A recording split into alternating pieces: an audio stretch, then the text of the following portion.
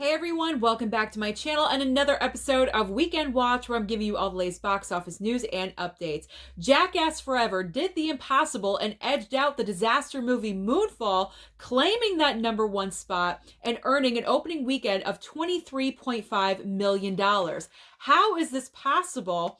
Well, my theory is that we have been craving a comedy for a really long time. If you think about it, when is the last movie that came out that really made you laugh from your gut, from your toes, and completely entertain you?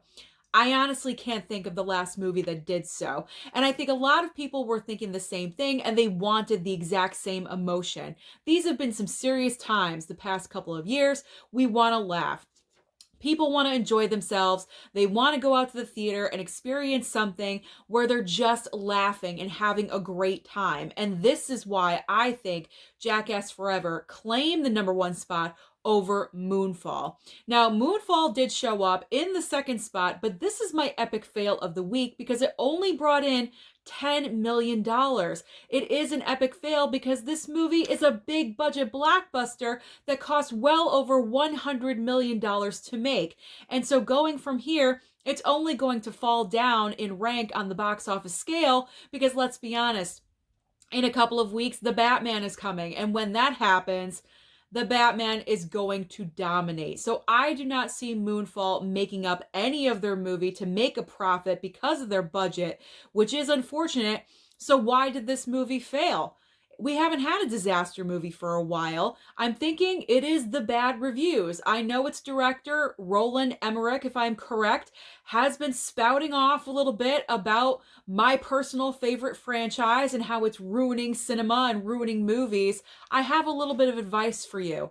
Stop making crap movies, and then maybe you won't have anyone else to blame, because all I heard about Moonfall was really, really bad, horrible reviews. And in the times that we're living in with social media, once you get a bad review, it spreads like wildfire. And before your movie's even debuting in theaters, it's already sunk. So start making better movies. That's my advice to you, Roland Emmerich. I really don't know what else to say.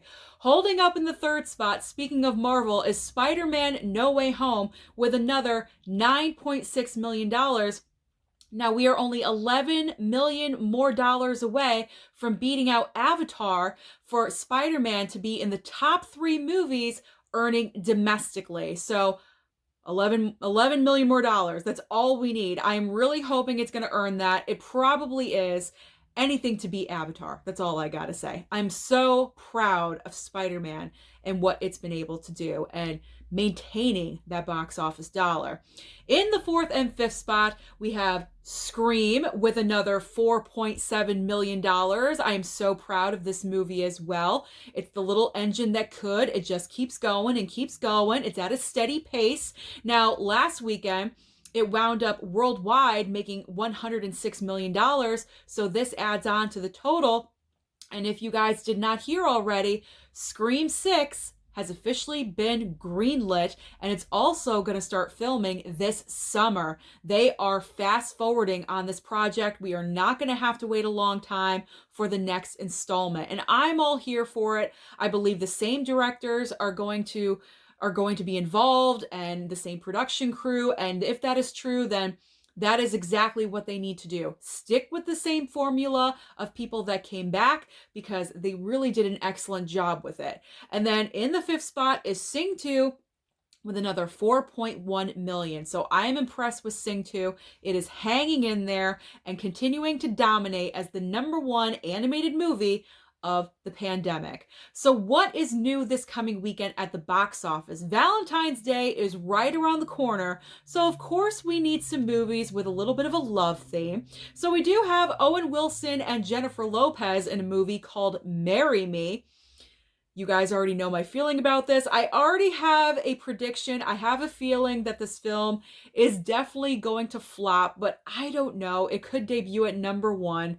We'll see what I'm talking about next Sunday when I'm sitting here in front of you. Then there's also the oh my gosh, collect your thoughts, Susan. Then there's also the star-studded cast of Death of the Nile. I'm not sure if this is going to do very well, only because of the whole Army Hammer scandal. He is a part of this cast, but I've noticed that they have not been featuring him very much in the advertising for this movie. So maybe that will go in their favor. We're going to have to see. And then the third option is a movie called Blacklight starring Liam Neeson. Who knew this film was coming out?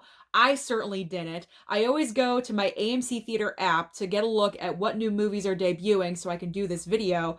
I had no idea that this film was coming out. There's been no marketing, no advertising whatsoever. Has anyone heard of Blacklight? If you have, let me know what you've heard down below in the comments. Should we be worried about this movie?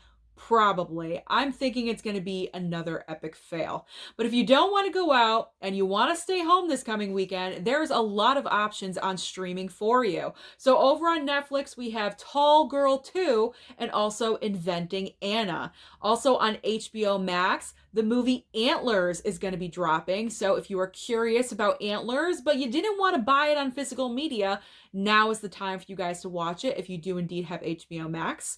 Then on Hulu, there's Dollface Season 2 with Kat Dennings.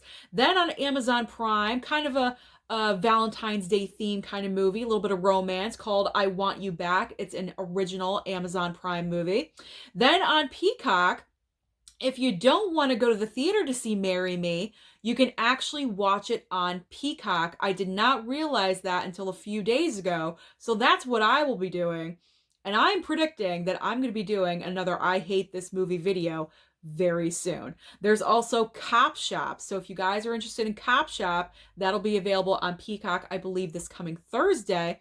And then finally on Paramount Plus, there is The In Between. So that is everything that's happening at the movie theater, but also at home on streaming. Let me know down below. Did you go and see Jackass Forever, or did you prefer to go and see Moonfall?